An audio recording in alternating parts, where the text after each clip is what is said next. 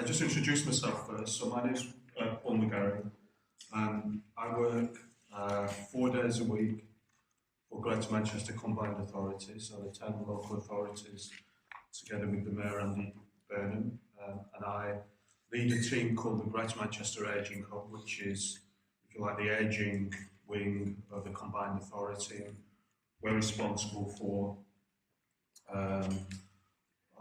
bringing together all the agencies across Greater Manchester, housing, transport and so on and so forth, to think about how we can create an age-friendly city region. So that's 4/5 of my time. The other fifth is I'm responsible for the age-friendly Manchester programme as well. So we have a team in the City Council, and they are the full council is meeting today, and they're discussing a motion in the full council this afternoon. And part of that is about how the City Council, in all its publications and its communications, ensures that it promotes a positive and realistic narrative of ageing, so very timely. And some of the things that I'm going to talk about and show you in my presentation, really looking back on some of the work that we've done over the years, and hopefully they'll give some interest or inspiration maybe. But it was absolutely fascinating, Mike, to hear your work as well. And the one thing that struck me about the image of the record in your presentation, the name of the publication, is how trendy vinyl records are now with young people. Okay. And if you want to go into an intergenerational space, hang around King B Records in Chorlton, where I live, and there's lots of 16 and 17-year-olds paying far too much actually for vinyl records, hanging around with people my age and a lot older as well. So here's something that's been claimed by young people as by advertisers actually as the kind of symbol of authenticity. Which is something which is cherished by people of all ages, and me included. So this is our slogan, doing ageing differently. And what I want to talk about really is just some of the, I suppose, the contributions that we can make in the Combined Authority to this work, and in all the programmes and projects that we run and support. And maybe a few ideas, and actually also just some of my favourite things that I've picked up along the years around the kind of positive images of ageing. So just before I go on to that, for those of you who don't know, we have a strategy in Greater Manchester for an age-friendly city region. These are the 6 kind of themes that we work along. And then there's actually one missing on here, which is that we have a theme on communication and narrative, which I'll talk about in a little bit. And that's all about trying to change the language, change the imagery, change the discussions and the way that we think about ageing. And I was just flicking through some of the materials that have been distributed today, about stories that have appeared and do appear in our quality press and not so quality press, about how we think about ageing. And I remember one of the first things that struck me when I was doing some of this work in the early 2000s was that Manchester City Council had this, I think it was an annual survey at that point. One of the questions that they asked was, in the last 12 months, have you experienced discrimination based on gender, sexuality, race and age? And the one that came out the highest was people saying that they've been discriminated on the basis of being older people. It was something like 20% of people who replied to the survey, which was incredible, and it certainly was one of the things that spurred on some of the work. So, and I think there's one of the surveys in the material that was been passed around today, and say a third of people admit to kind of being ageist. So you may have seen these images before. I don't know. Yeah, and I love it as well. And what happens in the way that we talk about older people and ageing tends to vacillate, swing wildly between these two kind of views of ageing. So on the right-hand side is a postcard that I've had on my desk for many years, which is, it's getting worse, and that's not because I'm a naturally pessimistic person, but because, generally speaking, the way in which we think about ageing and older people, from public services and in the media and so on, is that ageing is a huge problem. Now, ageing populations do create their challenges. We all know about those, about housing, transport, pensions, relationships, and so on and so forth.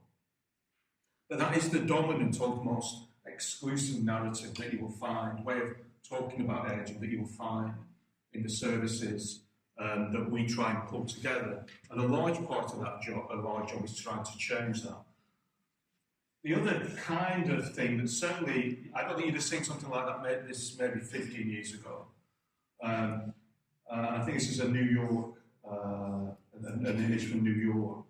But this is the kind of other side of the coin, isn't it? That there's now an enormous amount of activity and campaigns online, in the press and so on, about saying that older people are not going to take the kind of ageism that they've got important things to say. And I think the world we live in kind of moves backwards and forwards between these two things. And certainly in all the work that we try and do, whilst we're promoting a positive narrative of aging, it also has to be realistic.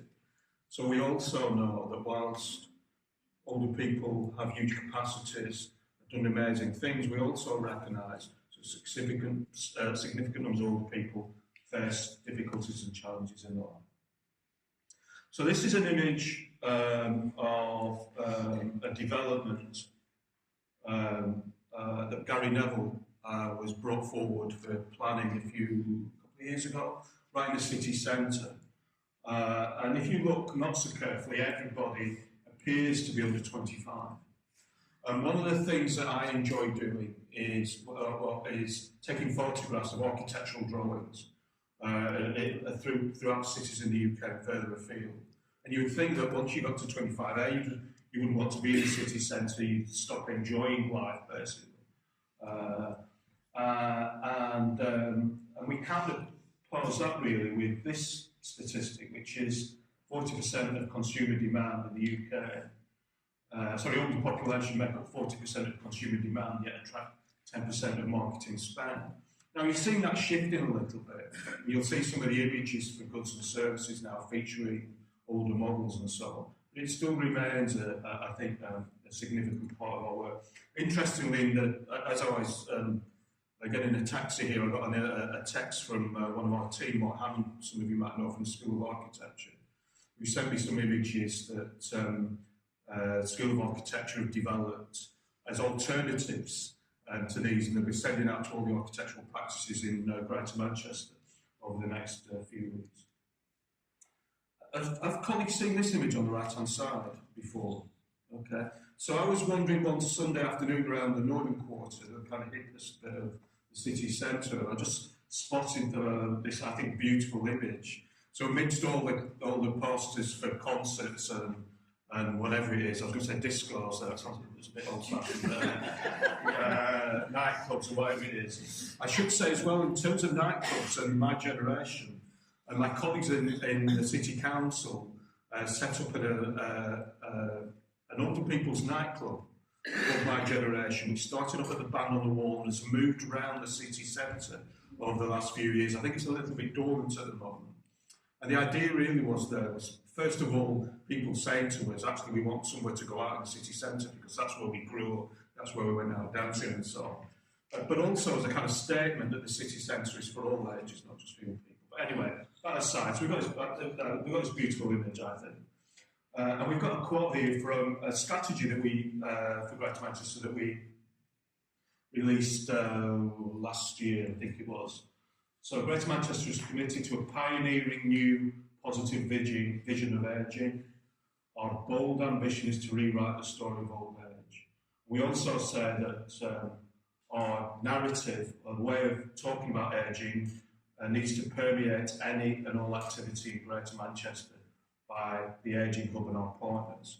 So that's been absolutely the forefront of what we've wanted to do, and it's difficult and it's tricky because there's still a language in the NHS around ageing which is dominated by ideas of frailty and so on. But I think we've started to move things forward. A couple of other things here as well from our strategy, which is that we have, as we say, we have an emphasis on co-designing with older people. Now, this is co-design is a bit of jargon for working together to do this work, and certainly our support for the Older People's Network and other groups is based on that ambition.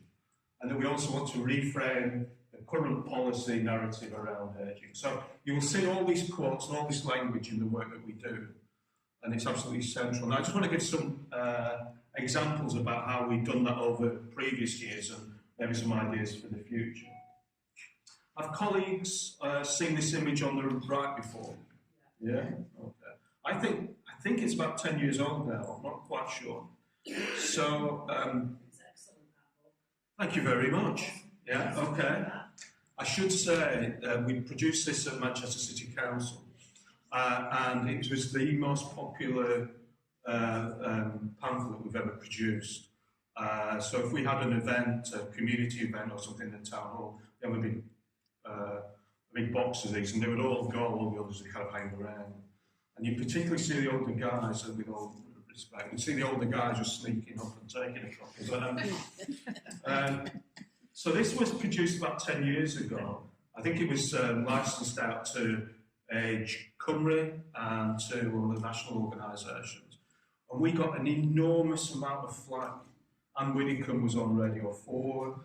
We got articles in the Daily Mail and the Telegraph. We had articles on radio in Australia, right throughout the world, condemning public money being spent on advice for people as they got older around relationships and sexual health. I don't think it's the case now, but I mean, give it a chance. We just, I know Manchester City Council is having a week's worth of social media and other activity around relationships and intimacy in later life this week.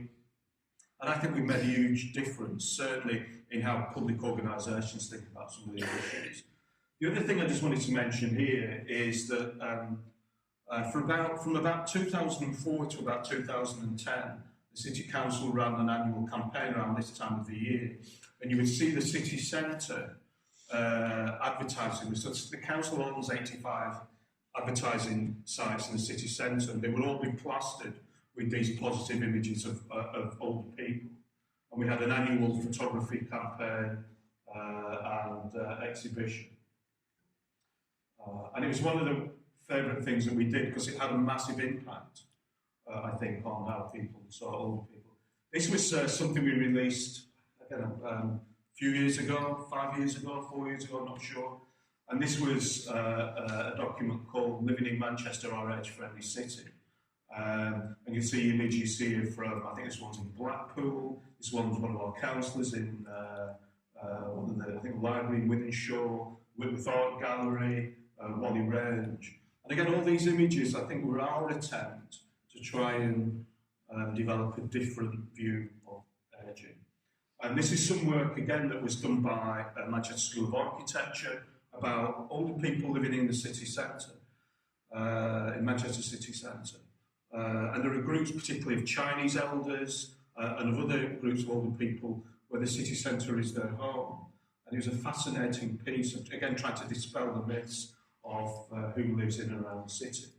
And this was something launched early this year by the LGBT Foundation called Pride in Ageing, and my mind's gone blank. What's the actor called?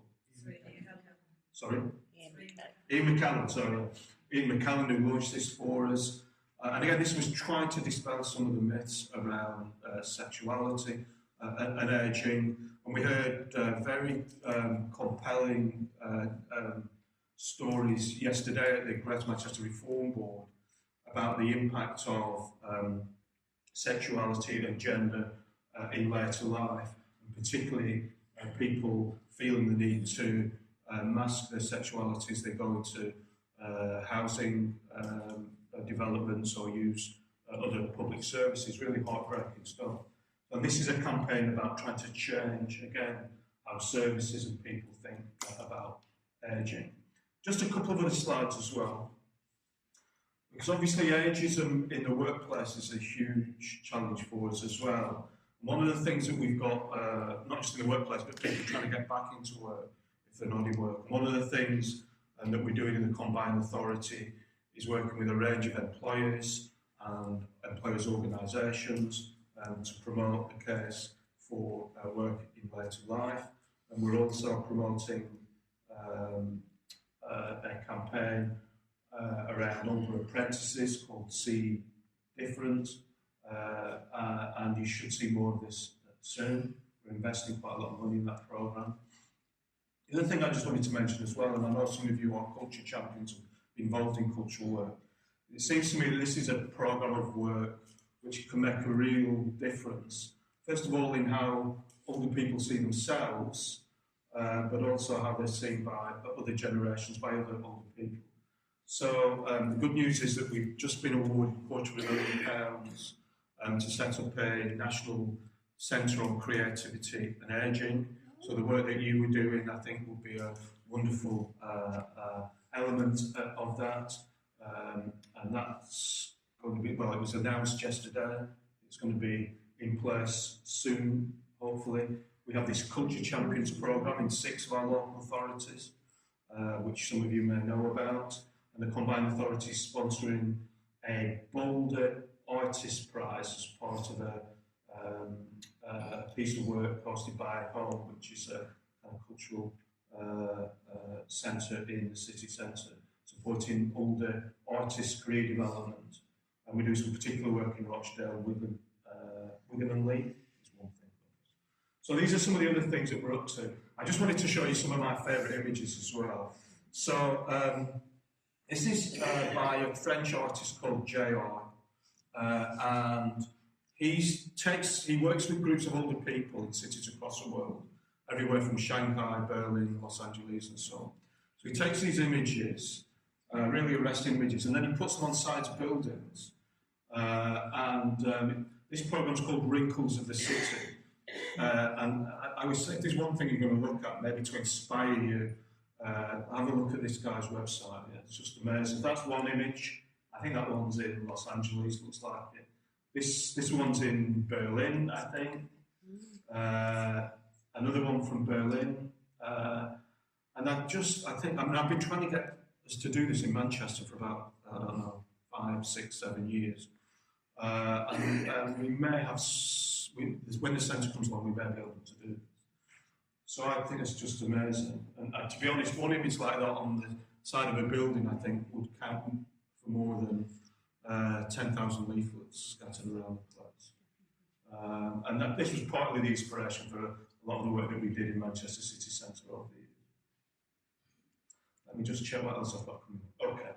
So the other thing I just wanted to say very briefly is that the GM Ageing Hub and its steering group, of which you have a place on that, and some of the other work that we do around all those themes, I see these events as an opportunity to be accountable to you about the work that we're doing.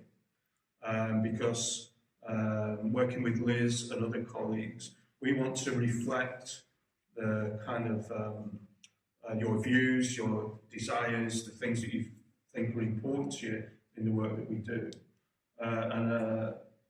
What we're doing at the moment is we're kind of, 3 years in now. So I started kind of 3 years ago again. And working with the rest of the team, we're going to have another look at the work that we've done and the priorities as they open up over the next few years. So we'd like to talk to you about that at some point as well over the next few months, to make sure that you feel that the things that you think are important are reflected in our plans, what local authorities and the NHS are doing. So there's an offer as well. I wanted to tell you, so finally, about this piece of work as well. Yesterday, I think I mentioned on Old People's Day, coincidentally, we were at the Greater Manchester Reform Board. So the Reform Board is made up of all the public service leaders across Greater Manchester. It's chaired by the Mayor, and it's something, it's a meeting that I and my team and colleagues are accountable to for the work that we do. And for the last few months, maybe for the last 18 months, I guess, we've been trying to bring together a programme forward which builds on the work that's been done by Ambition for Ageing and some of the other projects across GA to take forward over the next few years, actually. And imaginatively, we've called it Ageing in Place. And what we want to do is combine all this fantastic work that we've done in the universities, in local authorities, in local neighbourhoods, with the Greater Manchester's ambitions around public service reform. In brief, that's about trying to make services in neighbourhoods linked together, accessible, understandable, and appropriate to different places. So we got agreement yesterday after long discussions with the 10 local authorities, with the NHS, with the pension service, with the fire service, with GMCVO, and a range of other organisations to launch this programme. So, starting, I guess, today, we'll start work with our colleagues in 12 different neighbourhoods, of different sizes and different regions across Greater Manchester. There are 1 each in 8 of the authorities and 2 each in Manchester and Stockport. And these are going to become kind of test beds for all the work that we've done and all the programmes that we've sponsored to try and get them to connect in different places across Greater Manchester. We did highlight 2 or 3 things in that work. One of them was transport. So we got the support of TFGM to try and work out in more detail how people can get around the local areas more effectively, drawing on the work that's been done by different colleagues in Greater Manchester. Some of them are in the room now. So that was a priority that we put in there. But also how people are supported on a day-to-day level when they need that little bit of help but don't qualify for health and social care services. So this is going to be the next, I don't know, 3 to 5 years of my life, I think. So it best be successful, and it will be successful. But it's also, its success will be based on the involvement of people in this room and others. So we'll be sending out information to you all very soon. We've got a series of meetings being lined up between now and that's the end of November. I guess the other thing to say about this work is that although we've got these 12 sites, that doesn't preclude us working right across Greater Manchester. But what we want to do is prove the case for working in this age-friendly way.